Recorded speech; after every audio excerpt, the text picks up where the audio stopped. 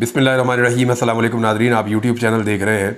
मैं इमरान ख़ान हूँ। सबसे पहले मैंने आपको पिछले वीलॉग में बताया था पाकिस्तान तहरीक इंसाफ इस्लामाबाद में जलसा करने जा रही है और काफ़ी दिनों से इसकी अनाउंसमेंट है।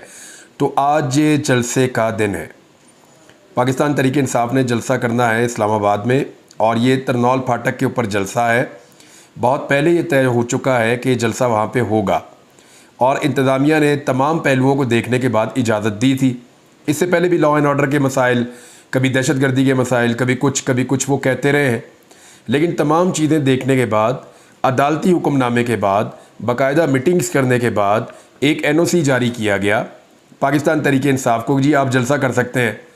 तहरीक इंसाफ चाहती थी कि उनको जलसागाह बनाने दी जाए F9 पार्क में, फिर ये वो कहते थे परेड ग्राउंड में करने दें।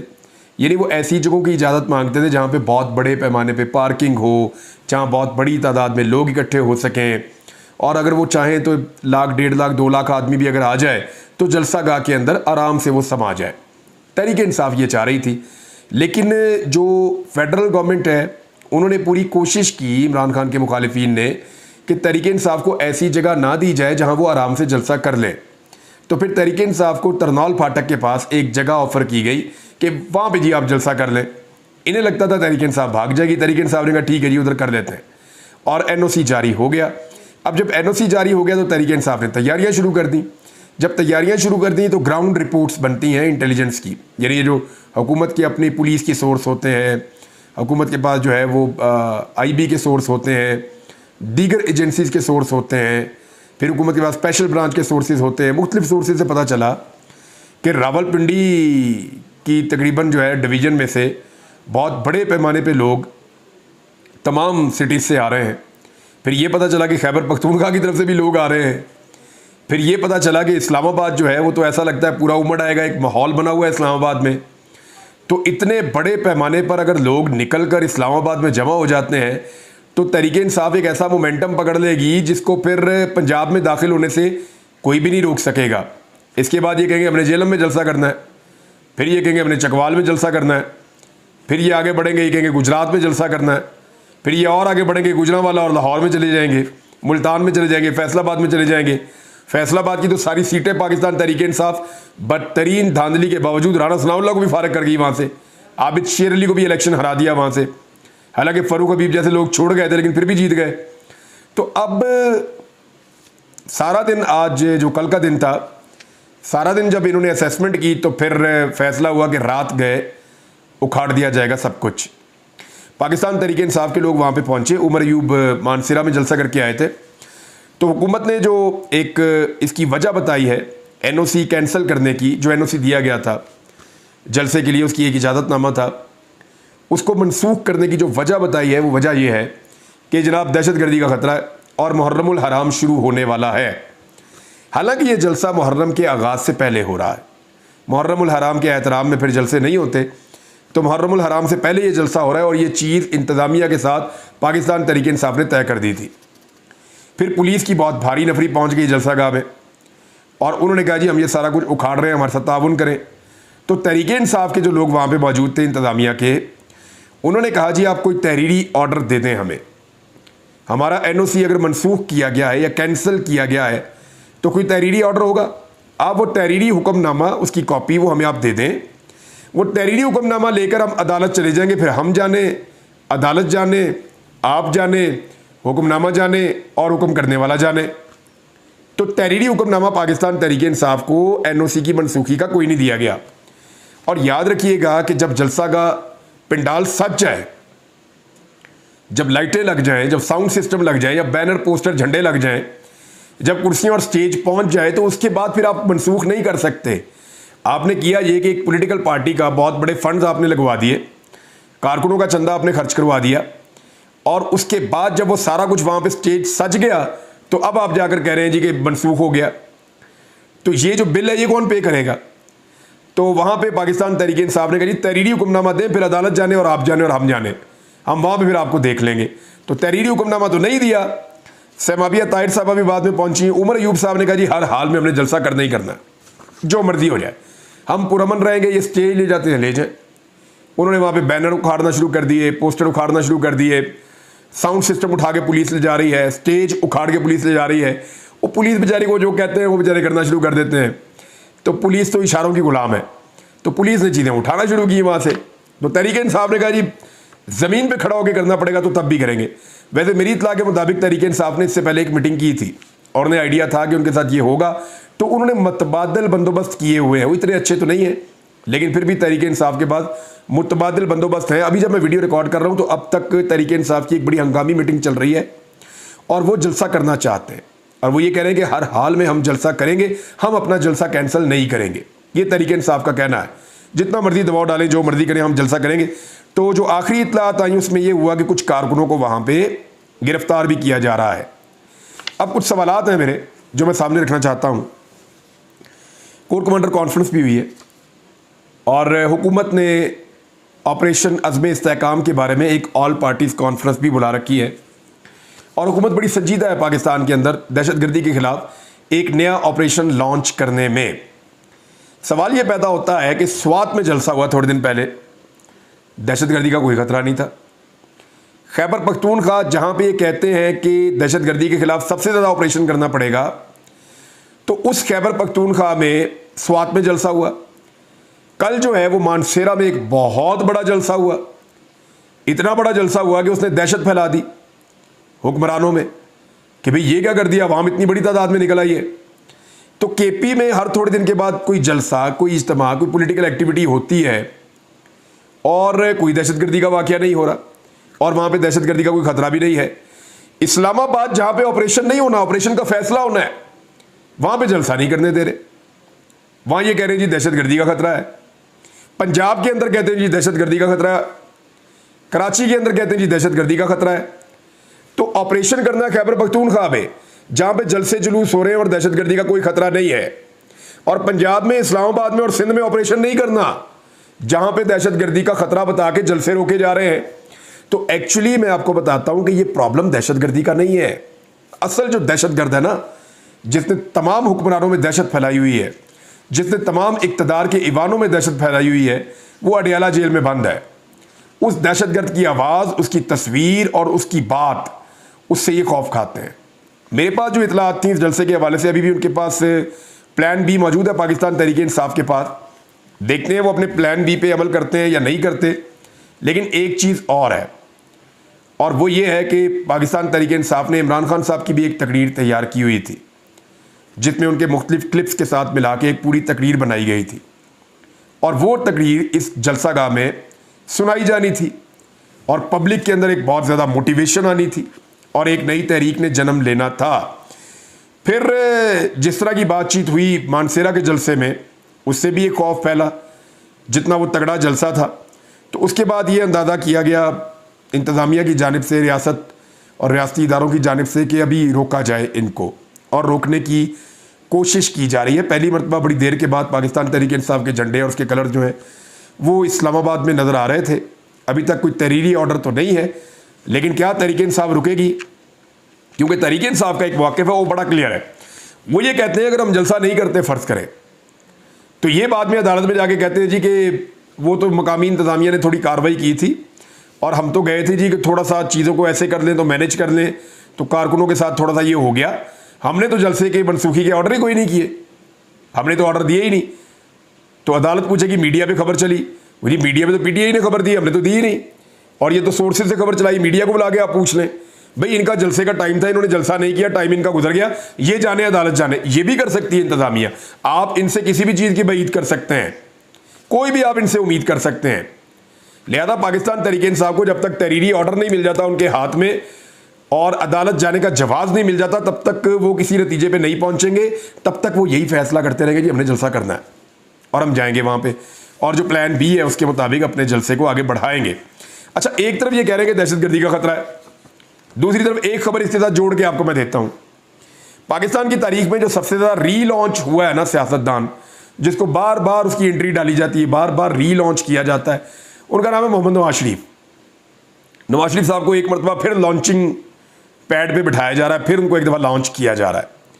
यानी वो लॉन्चर ही ख़राब हो गया जिसमें डाल के मियाँ साहब को लॉन्च करते हैं हर दफ़ा। ये इतनी दफ़ा मियाँ साहब को लॉन्च किया है, इतनी दफ़ा लॉन्च किया है कि अब लोगों को मज़ा ही नहीं आता। अब मियाँ नवाज शरीफ साहब को, यानी बेचारे साफ़ ही जाते हैं, पूछते हैं मियाँ साहब तुम कुछ कर नहीं रहे, वो आगे से कहते हैं मियाँ साहब री-लॉन्च हो रहे हैं। अब एक दफ़ा और लॉन्चिंग की तारीख दी गई है कि मुहर्रमुल हराम के बाद मियाँ नवाज शरीफ साहब दोबारा से लॉन्च होंगे और सियासी सरगर्मियाँ शुरू करेंगे और जलसे शुरू होंगे। उनका शेड्यूल दिया जाएगा, पहले पंजाब में, फिर गिलगित में, फिर कश्मीर में ये जाएंगे और जलसे करेंगे और तंजीम साजियाँ करेंगे। तो मामला ये है कि मियाँ नवाज शरीफ साहब के लिए कोई दहशतगर्दी का ख़तरा नहीं है, यानी ये जो चाहें करें इस मुल्क के अंदर। तो सिस्टम का जो असल लाडला है ना वो मियाँ नवाज शरीफ है। लेकिन मियाँ नवाज शरीफ जब आपके पास आएंगे, आपके इलाके में, चाहे वो कश्मीर में आए, चाहे वो खैबर पख्तूनख्वा, पूरा मुल्क उनका है, जहाँ मर्जी जाए, पाकिस्तानी शहरी हैं वो मियाँ साहब। अब वो उस लेवल के लीडर तो रहे नहीं, उनका मुकाबला चाहत फ़तेह अली खान के साथ लोग कर रहे हैं आजकल। हालांकि चाहत फ़तेह अली खान को लोग ज़्यादा देख रहे हैं सोशल मीडिया पे, मियाँ साहब को कम देख रहे हैं। लेकिन मियाँ साहब जब आपके पास आए तो मरीम नवाज ने एक मशवरा दिया था, वो मशवरा मैं आपके सामने रख देता हूँ। मरीम नवाज ने कहा था कि जब ये आए आपके पास तो आपने बिजली का बिल इनके हाथ में थमा देना है। तो अब मैं आपको एक खबर देने वाला हूँ। आपको याद है मरीम नवाज ने, बिलावल ने, इन सारों ने गले फाड़ फाड़ के कहा था इलेक्शन से पहले कैंपेन में कि 300 यूनिट तक जो बिजली इस्तेमाल करेगा पाकिस्तान पूरे के अंदर, उसकी बिजली का बिल मुफ्त। पूरे पाकिस्तान में जो 300 यूनिट तक बिजली इस्तेमाल करेगा उसका बिजली का यूनिट फ्री ऑफ कॉस्ट मुफ्त कर देंगे हम। ये बिलावल जरदारी ने और मरीम नवाज ने कहा था। लेकिन IMF के कहने के ऊपर ये हर 5वें दिन, हर हफ्ते बिजली की कीमत मजीद बढ़ा देते हैं। बढ़ाते बढ़ाते इन्होंने ये कर दिया कि जो बुनियादी बिजली का टैरिफ था 16 रुपये इमरान खान साहब के दौर में था, वो 49 रुपीज़ के पास पहुंच गया है।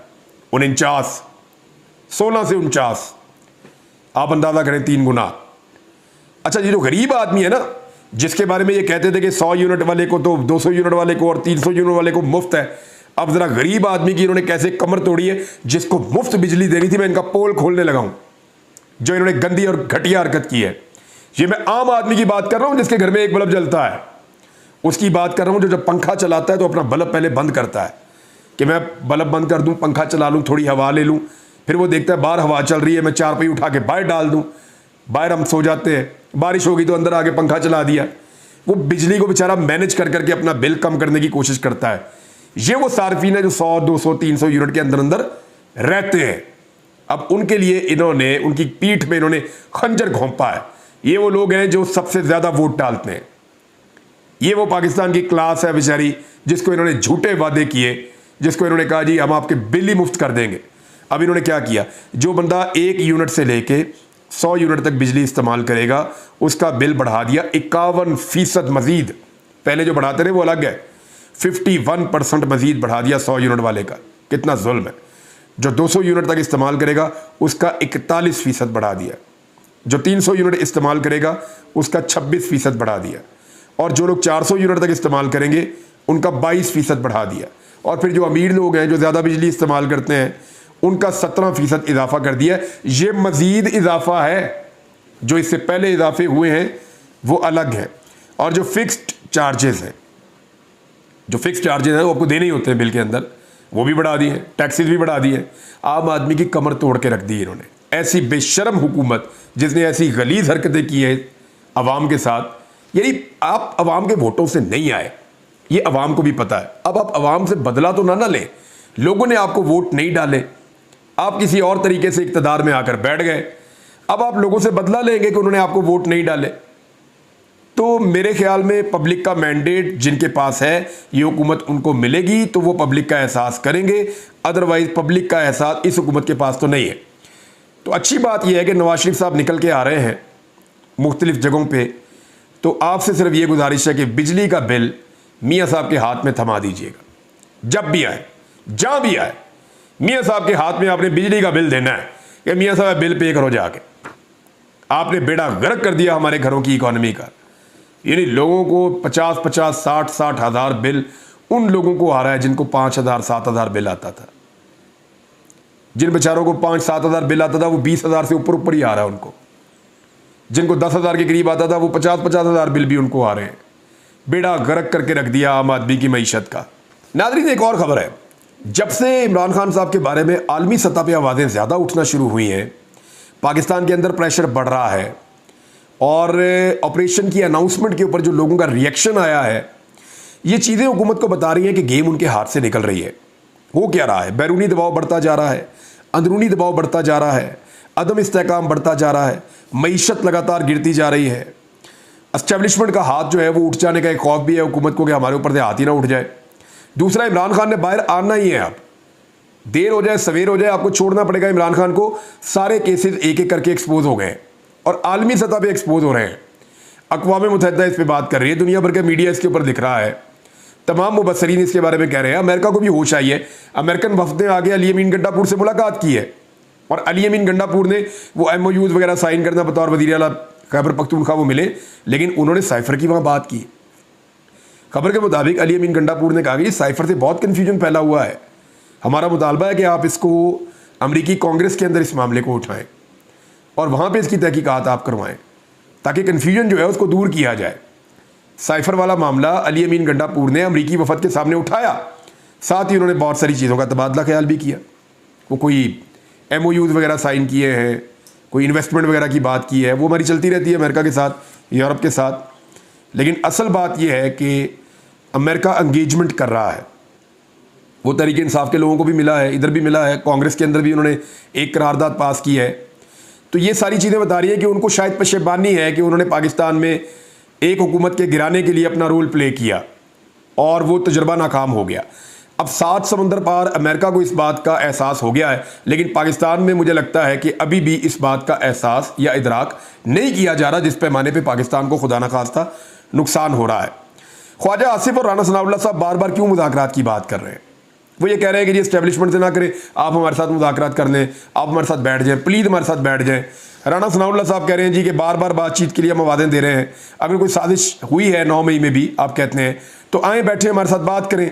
ख्वाजा आसिफ कह रहे हैं जी इमरान खान साहब का मौसम तब्दील होता है, लगता है उनके दिल में हमदर्दाना गुंजाइश पैदा हो रही है और मिलिट्री एस्टेब्लिशमेंट के बजाय हमारी पेशकश अभी भी बरकरार है, हमारे साथ आप मुज़ाकरात करें। क्यों कह रहे हैं? सबको पता है कि इमरान खान ने बाहर अब आना है। वजह सिर्फ ये है कि वो ये चाहते हैं कि इमरान खान उस तरीके से बाहर आए जैसे नवाज शरीफ आया था, लेकिन इमरान खान इस बात को मानने के लिए तैयार नहीं है। एक छोटी सी खबर है, आखिर में मैं आपको देता जाता हूँ, डिटेल आपको बाद में बताऊँगा कि जो बाइडन ने इनकार कर दिया है दस्तबरदार होने से। जो बाइडन को डोनाल्ड ट्रंप के मुकाबले में 5 नवंबर को होने वाले इलेक्शन में एक कमज़ोर कैंडिडेट समझा जा रहा है कि जो बाइडन ट्रंप के मुकाबले में एक कमज़ोर कैंडिडेट है और इलेक्शन हार जाएंगे। सर्वे ये कह रहे हैं, असेसमेंट्स ये कह रही हैं, और ये डेमोक्रेट्स को भी लगता है, जो पार्टी है, जो बाइडन की पार्टी है, उसको भी ये लगता है। और जो बाइडन इमरान खान के खिलाफ भी हैं। ट्रंप का इमरान खान के बारे में ज़रा पॉजिटिव है थोड़ा सा, लेकिन मेरा नुक्ता नज़र ये है कि अमेरिका की मुदाखलत होनी नहीं चाहिए। तो अब जो है वो जो बाइडन ने दस्तबरदार होने से इनकार कर दिया, उसके रीज़न्स हैं, आपको बाद में अगले वीलॉग में बताऊंगा। अब तक के लिए इतना ही। अपना ख्याल रखिएगा, अपने इस चैनल का भी। अल्लाह हाफिज़।